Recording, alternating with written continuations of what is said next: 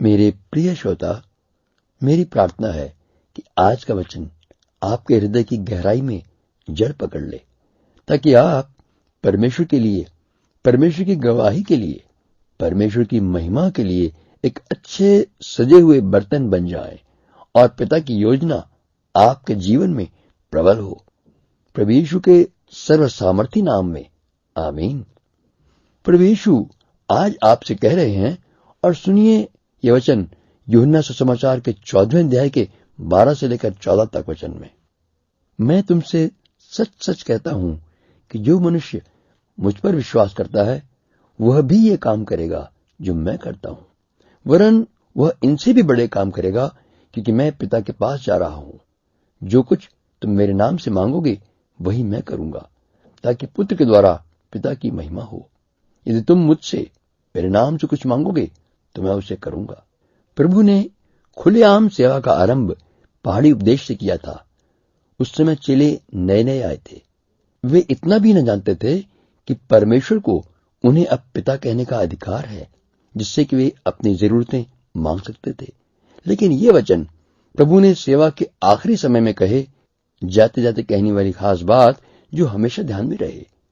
प्रभु के चेलों का ट्रेनिंग का समय खत्म होने वाला था और वे सारी दुनिया में खुशखबरी फैलाने के लिए जाने वाले थे कि परमेश्वर का काम पृथ्वी पर जारी रखें। उन्होंने पहला सबक सीखा था कि बालक की तरह स्वभाव विचारधारा हो, प्रार्थना विश्वास के साथ करें, पिता पर विश्वास करें जो हर भली वस्तु जरूर देगा।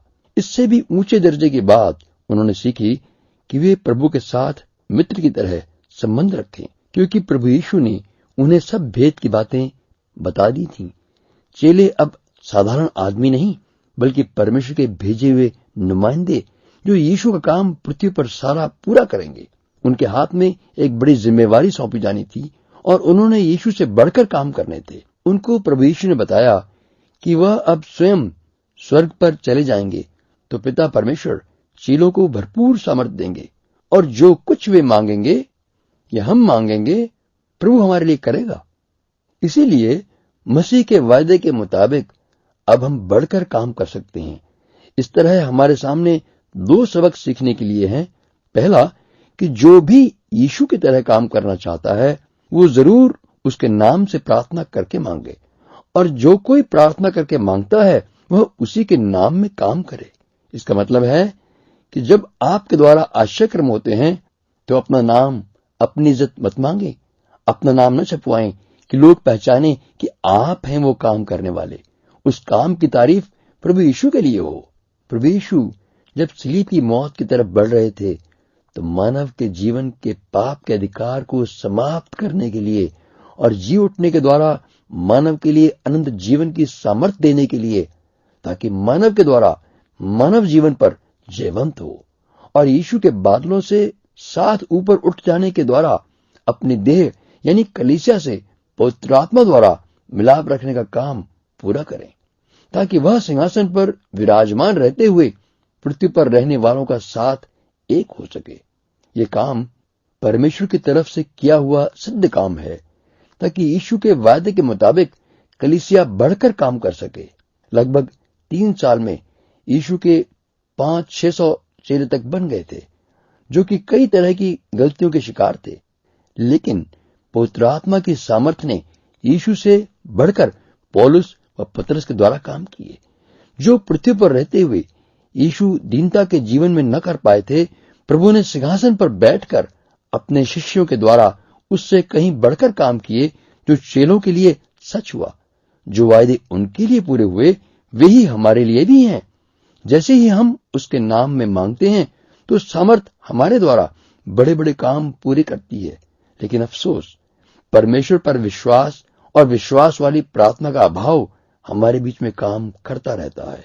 हमारा विश्वास किसी व्यक्ति पर है कि उसके पास वरदान है, उसके प्रार्थना करने से काम होगा।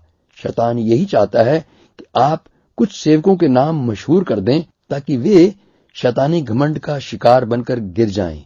याद रहे, हर एक परमेश्वर के बेटे बेटी के लिए प्रभु यीशु ने यह अधिकार दिलाया कि हम पवित्र आत्मा की भरपूरी पाकर यीशु के नाम से प्रार्थना करके महान आश्चर्यक्रम कर सकते हैं। इसलिए परमेश्वर के साथ यीशु के नाम पर विश्वास द्वारा निकट रिश्ता मजबूत रखें। बिना ऐसा किए मात्र यीशु के नाम से आप जो कुछ भी करते हैं वो आप अपनी बुद्धि से करने की कोशिश में लगे हुए हैं। हमारा दूसरा सबक था कि जो प्रार्थना करता है वह काम भी करे, परमेश्वर के काम, परमेश्वर की महिमा के लिए। कम से कम 6 बार प्रभु ने कहा कि असीमित वादा है, जो कोई भी कुछ भी चीज जो भी तुम चाहो मांगो और तुम पाओगे। इन वायदों को विश्वासी बड़े आनंद से पढ़ते और विश्वास से प्रार्थना करते हैं, अपने स्वार्थ को ध्यान में रखकर मांगते हैं और फिर साथ ही साथ निराश भी होते हैं। जो विश्वासी परमेश्वर के राज्य के लिए, उसके कामों के लिए, उसी की इच्छा व महिमा के लिए अपना जीवन चलाता है, उसे वायदे के मुताबिक पूरी सामर्थ मिलती है। दूसरे लोग यीशु के नाम अपना स्वार्थ पूरा करने के लिए इस्तेमाल करके यीशु को अपना सेवक बना रहे हैं। अधिकतर मैं देखता हूं कि माताएं अपने बेटे या बेटी के लिए प्रार्थना करती हैं, उसकी पढ़ाई या शादी या कारोबार के लिए।